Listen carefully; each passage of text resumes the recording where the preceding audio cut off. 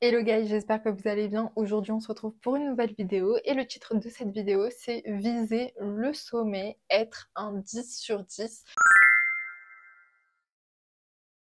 C'est pas quelque chose qui est un objectif, mais c'est plutôt une devise de vie que de chercher constamment à se dépasser soi-même, à être le meilleur de soi-même, à être la meilleure version de soi-même, à exploiter son potentiel, non pas à 80%, non pas à 90%, mais bel et bien à 100%. C'est vraiment une devise que j'aimerais que vous ayez dans votre vie, qui est de toujours viser le sommet. Alors on n'est pas là pour se comparer et être en compétition avec les autres, c'est pas le but.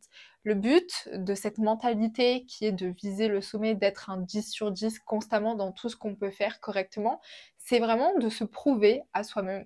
Je vous ai déjà dit, le but le plus important de votre vie et le travail le plus difficile que vous allez avoir à faire dans votre vie, c'est d'apprendre à vous connaître. Et bah, avoir cette mentalité-là, dans le sens où vous allez constamment chercher à vous dépasser, à vous prouver à vous-même que vous pouvez faire ça, que ça, vous l'avez bien fait, mais vous pouvez encore le faire 10 000 fois mieux et d'une meilleure manière ou avec une meilleure méthode, etc.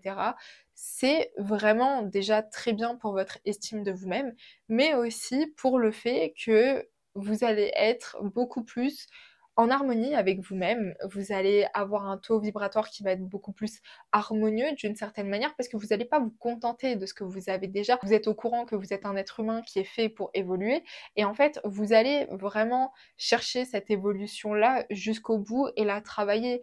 Et ça aussi, bah forcément, ça augmente d'une certaine manière notre taux vibratoire et ça l'harmonise parce que on comprend qui on est, ce qu'on peut faire, ce qu'on peut mettre en place.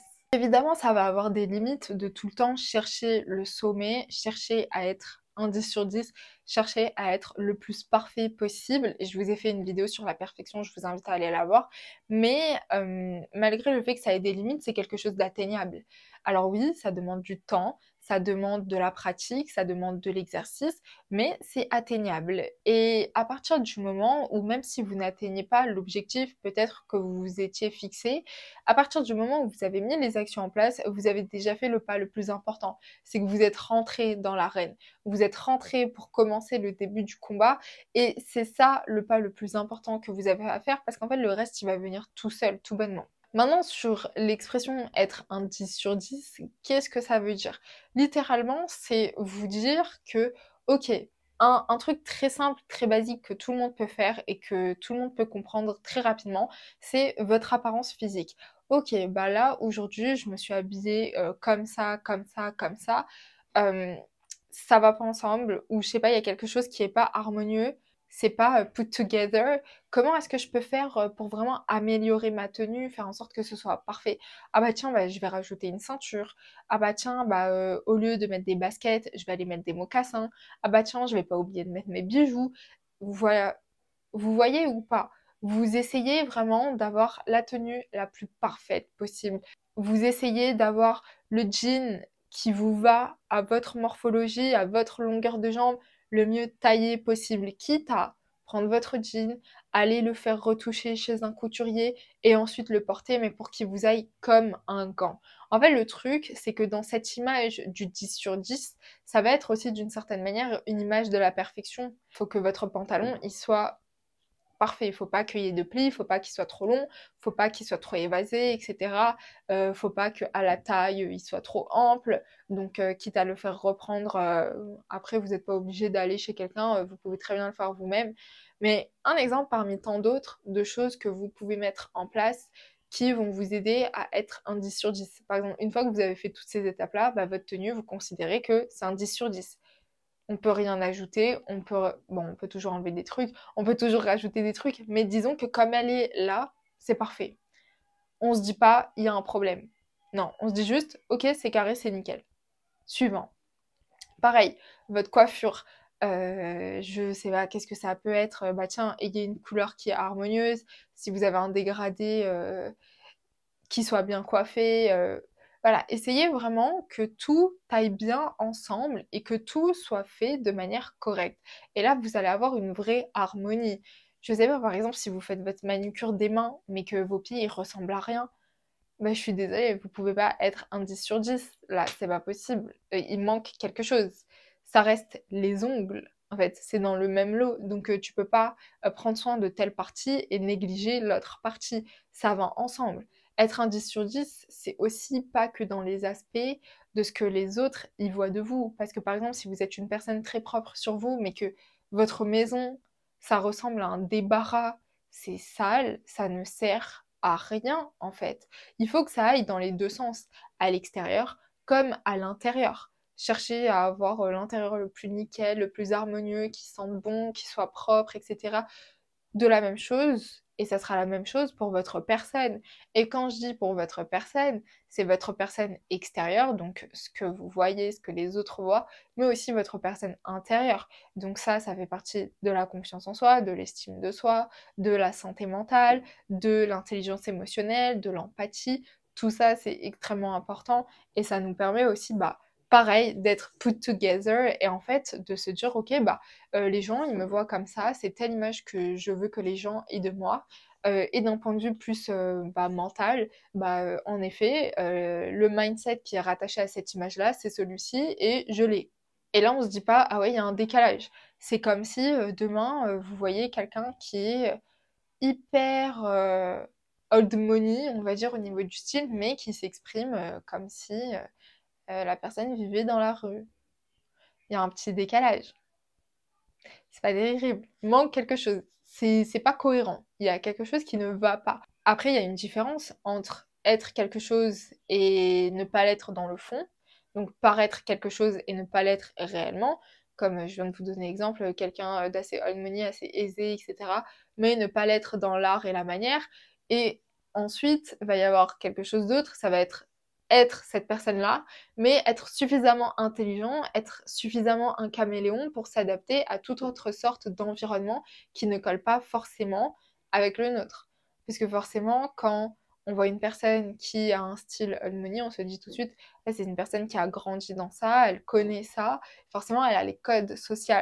Alors il y en a qui sont coincés dans leur code social et qui n'arrivent pas à en sortir, et là, je vous invite à aller voir la vidéo sur l'environnement parce que ça explique tout ça en détail. Vous allez en avoir d'autres qui vont être des caméléons, qui sont au courant en fait de ces codes sociaux-là, mais qui vont également savoir les rompre et pouvoir s'adapter à d'autres codes sociaux.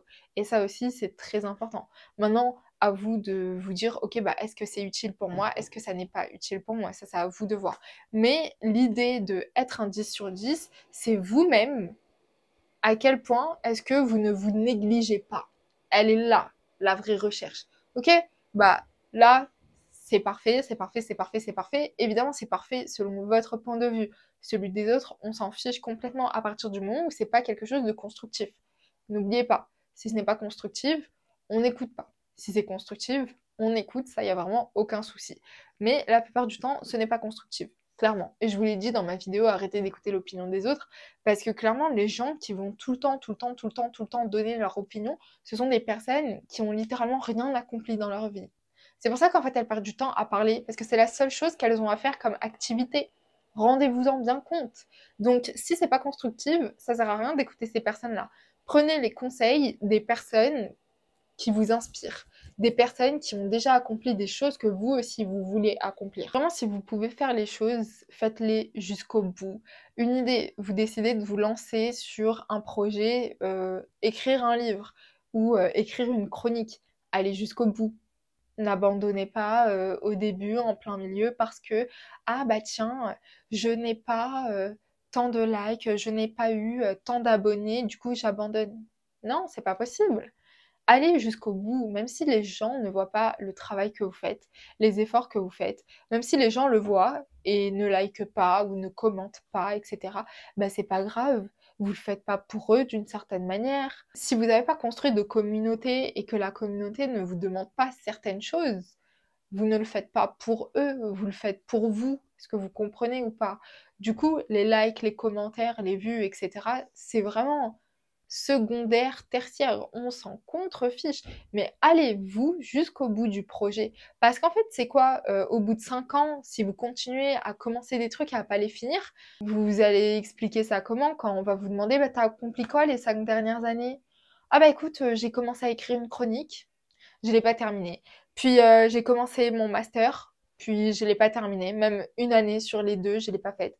Puis j'ai commencé à refaire mon dressing, puis j'ai pas fini. Ah, t'avais pas les moyens? Non, non, j'ai les moyens, mais j'ai pas continué. Pourquoi? Comme ça. Et en fait, tous les autres trucs que vous allez entreprendre, vous allez jamais les finir. C'est pas possible. Allez jusqu'au bout. Ayez la mentalité de je commence quelque chose, je le termine. D'accord? Surtout quand c'est quelque chose qui, voilà, n'est pas négatif en soi. C'est pas, je sais pas, vous allez pas vous dire, ok, bah là, je vais me bourrer la gueule. Ok, j'ai prévu de vider tant de bouteilles. Du coup, non, non. Ça, vous pouvez vous arrêter en plein milieu et arrêtez-vous avant même de commencer, d'ailleurs. Mais quand c'est sur des projets, des trucs, ah bah tiens, j'ai commencé à peindre ce tableau, mais je l'ai jamais fini. Bah pourquoi? T'as pas le temps? T'as pas la peinture? Qu'est-ce qui te manque? Ah, t'as pas la motivation? Ouais, mais en fait, je vous ai déjà dit, dans la vie, il faut pas de la motivation, il faut de la discipline. Ah ouais, ça me dit quelque chose. Bah ouais, ça dit grandement quelque chose même. Si vous avez pas vu la vidéo, je vous invite à aller la voir. Même si en soi, la chose que vous faites va pas vous apporter énormément de choses, juste le fait d'avoir fini quelque chose, là, vous allez vous sentir bien mieux. Et ça aussi, ça vous permet de développer de l'estime de vous-même. Parce que sinon, si vous abandonnez constamment tout ce que vous faites, comment est-ce que vous voulez que les gens ils aient confiance en vous? Comment est-ce que vous voulez que vous ayez confiance en vous-même alors que vous abandonnez tout ce que vous commencez? Vous le terminez pas et vous n'avez pas d'excuses. C'est pas possible. Vous ne pouvez pas vous estimer. Donc forcément, vous n'allez pas construire une confiance en vous, un minimum, ne serait-ce qu'un film. C'est extrêmement important le fait de commencer et de terminer les choses qu'on entreprend. Même si c'est pas terminé à la perfection, même si voilà, il y a des coquilles, c'est pas grave. Il y a de l'imperfection dans toute chose et c'est pas forcément un défaut. Ça montre juste que vous êtes humain et comme tout être humain, bah, vous pouvez être vulnérable. Et c'est ok. C'est complètement ok. Mais ce qui n'est pas ok, c'est de commencer des choses et de ne pas les terminer. Là, vous pouvez pas être un 10 sur 10. Ouais, j'ai commencé à réviser le code. Alors, du coup, tu l'as passé? Bah non, j'ai arrêté. Non. Va jusqu'au bout, en fait. C'est le code. Enfin, il faut être un minimum discipliné. Il faut que tu l'aies à un moment donné. Ça va pas venir tout seul. Donc il faut que tu te bouges les fesses. Ça, pareil, la discipline, ça vous permet d'être un 10 sur 10 parce que vous allez aller jusqu'au bout des choses. Déjà, ça va vous permettre de développer un sens de l'observation et un sens du détail, parce que c'est très important. Si vous ne le développez pas, comment est-ce que vous voulez être un 10 sur 10? Vous n'allez jamais avoir la vision du produit fini, parce que vous n'en avez jamais su, parce que vous n'en avez jamais vu, que ce soit pour vous ou pour les autres. Donc comment vous voulez le recréer? Bah vous pouvez pas. Ou si vous allez essayer, bah il va manquer des choses, mais vous n'allez pas vous en rendre compte parce que c'est une vision que vous n'avez jamais développée. Je sais que le fait de commencer, terminer, etc., c'est quelque chose qui va me permettre de m'estimer. Parce que je commence une tâche, je la termine. Et ça, c'est dans les choses les plus infimes qui existent. Je vous ai dit de toute manière dans la vidéo sur l'estime de soi, la base de l'estime de soi, c'est ce qu'on appelle la loi d'accumulation. Et la loi d'accumulation, qu'est-ce que c'est? Je commence quelque chose, je le termine. Ok, une chose de faite. Je vais rajouter une deuxième chose, et une troisième, et une quatrième, et une cinquième. Ça marche avec vos qualités, ça marche avec vos défauts. Pareil, c'est une histoire de liste. Le but, c'est de rajouter, d'accumuler certaines choses pour se dire, ah bah ok, bah j'ai fait tout ça. J'ai fait tout ça. Sauf que si vous finissez jamais la première chose, vous n'allez jamais passer à la deuxième, à la troisième, et vous n'allez pas pouvoir accumuler. Être un 10 sur 10, vouloir viser la perfection, viser le sommet de son point de vue à soi, c'est une mentalité à adopter. Il y a beaucoup trop de personnes qui aujourd'hui se laissent aller ou vont faire le travail à moitié. Par exemple, je sais pas, bah tiens, j'ai vu telle personne, ils avaient un sac Louis Vuitton. Bah du coup, moi aussi je vais l'acheter. Donc je vais aller travailler et je vais me payer mon sac Louis Vuitton. Mais en fait, ces personnes-là, outre le fait qu'il y a ce côté matériel du sac Louis Vuitton, il y avait tout derrière un langage, une manière de s'exprimer, une certaine intelligence, une certaine richesse que j'appréciais. Et j'ai rattaché cet objet avec ces caractéristiques-là. Ok, maintenant que tu as l'objet, c'est très bien, mais si de base ce que tu visais, c'était les caractéristiques, ce n'est pas le sac qui va t'apporter les caractéristiques de ces personnes-là qui portent ce sac. Même si tu as aujourd'hui le sac, tu ne vas pas devenir ces personnes-là grâce à ce sac ou à cause de. Non, il faut faire tout le travail qu'il y a derrière. Et de toute manière, la plupart du temps, les personnes qui ont le plus de travail d'un point de vue personnel, d'un point de vue spirituel, ce sont les personnes qui ont le plus souffert. Les personnes qui accomplissent aujourd'hui le plus dans leur vie, ce sont les personnes qui ont le plus souffert. Parce qu'en fait, les autres personnes qui n'ont pas connu de souffrance, etc., elles sont vraiment dans leur zone de confort, mais c'est une zone de confort extrême. Ça veut dire que tout dans leur vie a toujours été rose, tout dans leur vie a toujours été OK. Il n'y a jamais eu de perturbation. Ces personnes-là, elles ne savent pas gérer des situations de crise. Ces personnes-là, elles ne peuvent même pas comprendre les dingueries que d'autres personnes ont pu vivre. Elles vont juste dire ah ok, je comprends. Mais en fait, elles comprennent rien du tout. Elles comprennent juste les mots que vous dites, mais elles ne peuvent même pas se l'imaginer. Vous, si aujourd'hui vous êtes une personne qui avait vécu de nombreuses choses dans votre vie, qui avait été marquée par la vie, vous ne pouvez pas passer à côté de ça. Vous ne pouvez pas accepter moins parce que dans tous les cas, vous méritez plus. Après, il y a une différence entre accepter le minimum et être humble. Il y a une très grande différence et malheureusement, il y a des gens qui, même ça, ne font pas la différence. Je suis une personne très humble, ça, il n'y a pas de souci. Est-ce que maintenant, ça veut dire que je suis aveugle par rapport à ma valeur, par rapport à la valeur des choses? Non. Est-ce que ça veut dire que je vais accepter le strict minimum, sachant que je peux avoir plus et que je mérite plus et que je suis destinée à plus? Non. Par contre, pour le rien que j'ai, bah, je vais être reconnaissante. Mais ça ne veut pas dire que je vais m'en contenter. Non. Alors oui, j'en suis reconnaissante et à aucun moment je vais cracher sur ça. Mais je ne vais pas m'en contenter, clairement. Donc ça aussi, il y a une différence et il y a trop de personnes qui pensent que pour être humble, il faut accepter la misère, il faut accepter le strict minimum. Non. Non. Vous pouvez très bien être une personne humble, une personne pieuse et viser le sommet dans chaque chose que vous accomplissez dans votre vie. Cherchez à être une personne parfaite selon votre image de la perfection. Cherchez à être la meilleure version de vous-même.